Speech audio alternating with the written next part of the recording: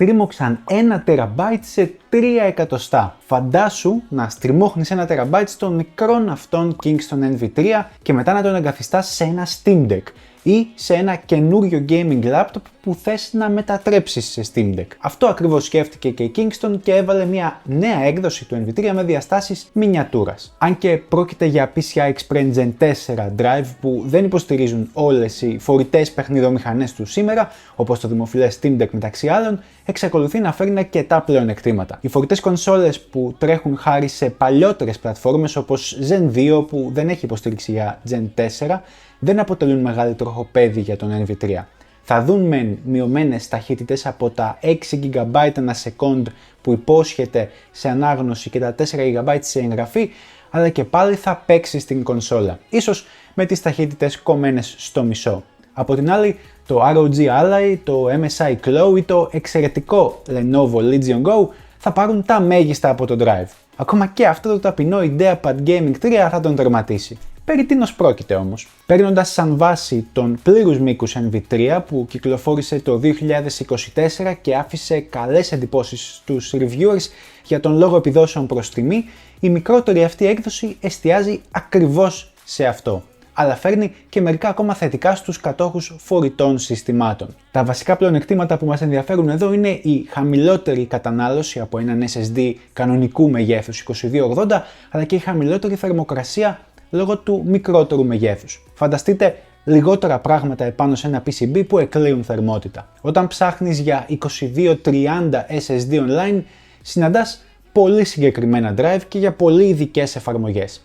Έχεις τον WD Black SN770N, τον MP44S της Steam Group, τον εξίσου καλό Crucial P310 και μερικούς ακόμα. Η ποικιλία σίγουρα όμως δεν είναι τόσο μεγάλη όσο στους 2280. Ο NV3 μας εδώ βασίζεται στη Kioxia BX8 NAND Flash που είναι τύπου QLC και δεν διαθέτει προσωρινή μνήμη DRAM, που σημαίνει ότι κάποια στιγμή οι επιδόσεις του θα αρχίσουν να φτάνουν αυτές του σκληρού σου δίσκου. Αναμενόμενο θα μου πείτε. Ναι, αλλά παρά το γεγονός ότι αυτός είναι ένας γνωστός περιορισμός των μνημών QLC, ο NV3 υποστηρίζει αυτό που ονομάζεται Host Memory Buffer. Αυτό φροντίζει ώστε ο SSD να μπορεί να δεσμεύσει μέχρι και 64 MB από την κεντρική μνήμη του PC, τη γνωστή RAM δηλαδή, προκειμένου να μην καταρρεύσουν οι επιδόσεις. Αυτό στην περίπτωση που τρέχετε τον NV3 σαν OS Drive και κάνετε πολλές εγγραφές καθημερινά. Πολλές εγγραφές όμως. Και ήρθε η ώρα για το πιο κρίσιμο κομμάτι. Την εγκατάσταση. Δεν είναι δύσκολη υπόθεση, αλλά θέλει λίγη προσοχή, ιδίως σε συσκευές όπως το Steam Deck ή ένα gaming laptop με λεπτά σημεία και καλωδιοτενίες που όχι μόνο θα σε βάλουν σε έξοδα αν τις κόψεις, αλλά δεν θα έχεις και τι να κάνεις στον καινούριο σου SSD. Πριν ξεκινήσεις όμως, βρες οδηγίες από συναρμολόγησης για τη συσκευή σου. Ζούμε στην εποχή του ίντερνετ, οπότε κάτι θα βρεις είτε από συγγενικό μοντέλο είτε από το ίδιο μοντέλο που έχεις στα χέρια σου. Κάθε κονσόλα ή laptop έχει τα δικά της quirks. Το Steam Deck για παράδειγμα κρύβει λεπτεπίλεπτες flat καλωδιοτενίες πίσω από το κάλυμα στην περιοχή της μπαταρίας. Μετά πάρε τα σωστά εργαλεία. Μικρό κατσαβιδάκι ακριβίας, πλαστική σπάτουλα, ψυχραιμία και λίγο 8-bits δεν έβλεψε ποτέ. Γι' αυτό κάνε ένα subscribe για να βλέπεις και άλλα τέτοια βίντεο στο μέλλον.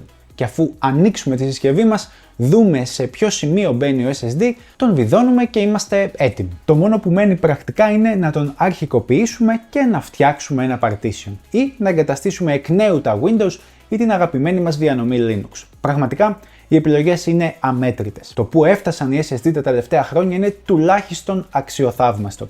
Εξίσου αξιοθαύμαστο όμως είναι και το πόσο γρήγορα μπήκανε στη ζωή μας οι φορητές κονσόλες όπως το ROG Ally και το Steam Deck, άντε και το Nintendo Switch. Για να πούμε την αλήθεια, δεν είμαστε και πολύ φαν των πρακτικών της ιαπωνικής εταιρείας τελευταία, αν και κάτι σχετικό με φαν θα έχουμε στο επόμενο βίντεο. Χάρη σε αυτές τις μικροσκοπικές συσκευές αλλά και τα gaming laptop του σήμερα, δώσαμε τροφή στους κατασκευαστές SSD, στην Kingston στην προκειμένη περίπτωση, να μας φτιάξουν μοντέλα σαν και τον NV3. Οπότε, ποιες είναι οι σκέψεις μας για τον Kingston NV3, κρίνοντας από τις χαμηλές θερμοκρασίες του, που με ένα απλό thermal pad που ακουμπάει στο κάφκαλο του laptop ή του Steam Deck ή του ROG Ally, ο SSD παραμένει δροσερός. Η κατανάλωση βρίσκεται περί τα 2W χαμηλότερα από ό,τι στην έκδοση 2280.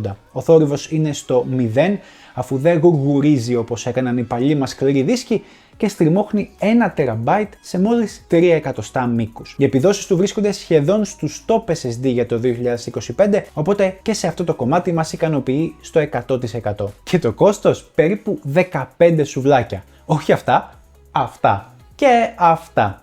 Είμαι ο Λουκάς και αυτό ήταν ένα ακόμα βίντεο του 8bits. Αν σε έκανε να πεινάσεις, άσε ένα like και ρίξε μια ματιά στο γραπτό review που πιθανόν θα έχουμε ήδη ανεβάσει στο site. Για περισσότερα κάνε subscribe και τα λέμε στο επόμενο.